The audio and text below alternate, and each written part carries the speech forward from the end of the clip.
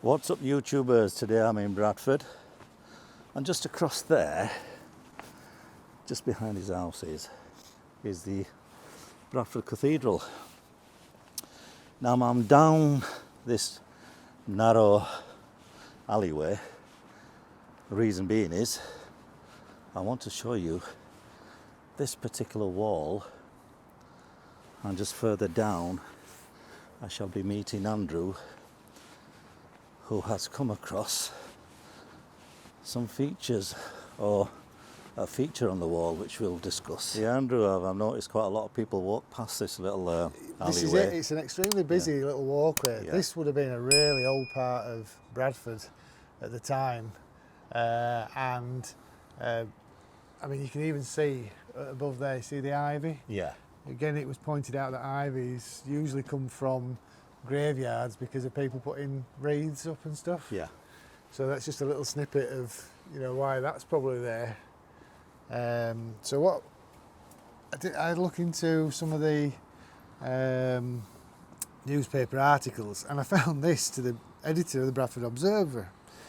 Now it says an occasional passerby, which I think you'll find that whilst we're making this film there'll be occasional passerbys. Yeah.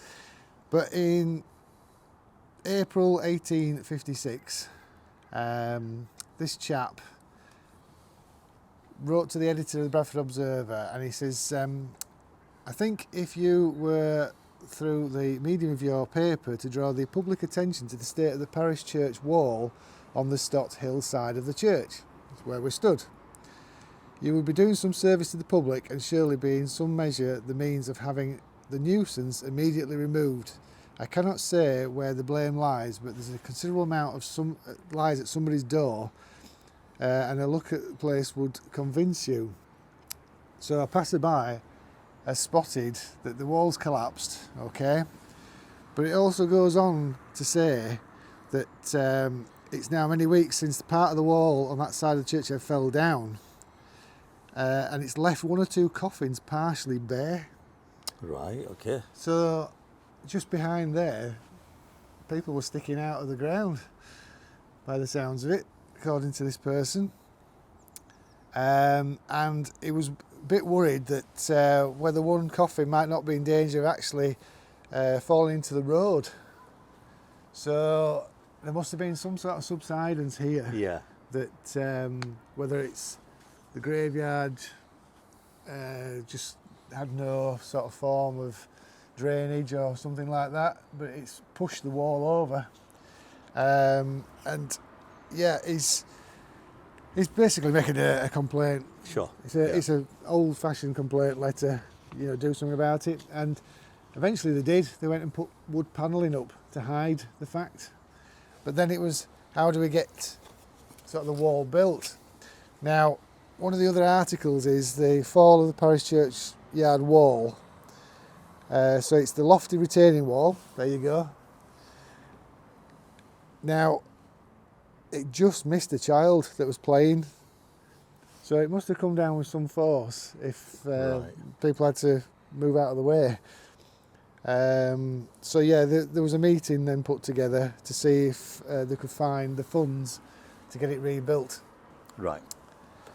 So that's another bit of a disaster story there. Yeah, I mean, it could have been tragic. There could have been somebody hurt, but I think it's that vision of coffins sticking out of the ground. Yeah. Now at the moment, you can just about see that's the clergy housing just there on that corner. Just behind the fence. Yeah. So the cemetery came right up to the walls. It must have been absolutely bulging full. I mean, it's not in great shape now. Looking at the cracks in the wall, you could say it could do with a little bit of pointing. Yeah. I mean, they always say if you can put a 10p piece down it or a pound coin, it's got a fault. Absolutely. So yeah, what they did was they had a meeting where they were looking for, I mean, it shouldn't be more than £100 to do it. They found that they couldn't get enough people to subscribe to it, so there was an engineer involved who I think gave up some of his time to try and let's have a look. So yeah, churchyard wall, portion of the wall. Mr. Eli Mills, an architect, undertaken the work gratuitously, meaning that he's doing it for free. Yeah. So there wasn't enough money came in to actually do it, but it got done. Yeah. Obviously with the sensitivities of bodies sticking out of the ground, yeah. it needed doing. So that's where that comes into this, that stone. 1856, rebuilt by public subscription. So part of it was public subscription, but the other half was done out of the kindness of the engineer. It's so worn out, isn't it, that stone? Well, the wearing on that Yeah. comes out in another article a lot later, well, 1909. So we've come good 70 years, Yeah. you know, or so, sorry, 50 odd years. They had a meeting and somebody says a mutilated memorial stone at Bradford Parish Church, meaning this particular stone. So it was in bad condition then. And attention was drawn to the state of the memorial stone on the in the north wall. And what they wanted to do was agreed that to raising of the stone to a safer height, and that in the inscription be renewed. Well, looking at that, I don't think they actually moved it. I don't think the inscription was renewed. So you reckon that's in the original place, yeah? Possibly, yeah. I've nothing else to say. That they wanted it to be higher up. Well, that's the first thing that struck me when I came here. I thought it'd be like maybe head height or Yeah. just down here, but No, very it's unusual. right down there. And of course, you got the elements eating Yeah. it away from ground Yeah. up. Well, it's been thought through, hasn't it? Yeah, oh yeah, planning. So, I mean, we're seeing it now. In another 50 years, I bet you can't read it. Yeah, It's going to flake definitely. away. It's on its way out. So it's a matter of capturing a little bit of unusual history. But Well spotted, Andrew. I don't know how you What? managed to do that. what amazes me is thinking, did they clear everybody out of the cemetery when you think they were pushing against the wall? Yeah, I know we've done the film about moving bodies before, but to have them so close yeah. to this passageway here, it must have been absolutely brimming with Yeah. people.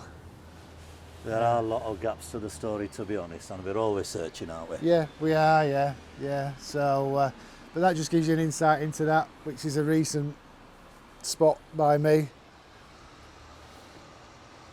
So how many of you guys out there who live locally have actually walked past this stone?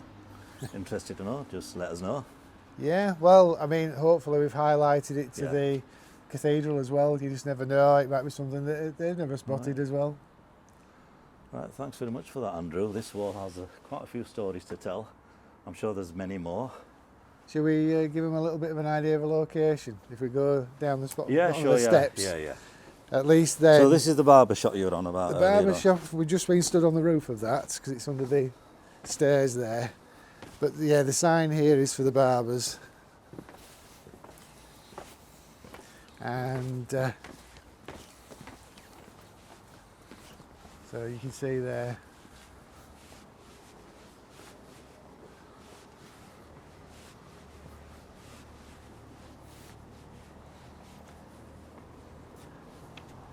A surviving business of this area. Yeah. Been there many, many years. As you can see, he's gone part-time as well. Yeah, that's right. And then the new Broadway, there will be some viewers that have never even seen it. Foster Square, I mean, this is Foster Square as it was, you know, it's not as it was, should I say. But you can see the entrance to the cathedral there. Gorgeous, absolutely gorgeous. I think that's called it, is it the Chantry entrance, I think? I can't just remember. And that's the staircase where we've just come down, Yeah. looked at the So wall. you can see the height of the wall up to the cathedral. And, well, are there any bodies still in there? Who knows? Yeah. That's one of our missions, Andrew, to fill these gaps in and find out where That's the bodies right. have been interred, where they moved to. Yeah, that's right.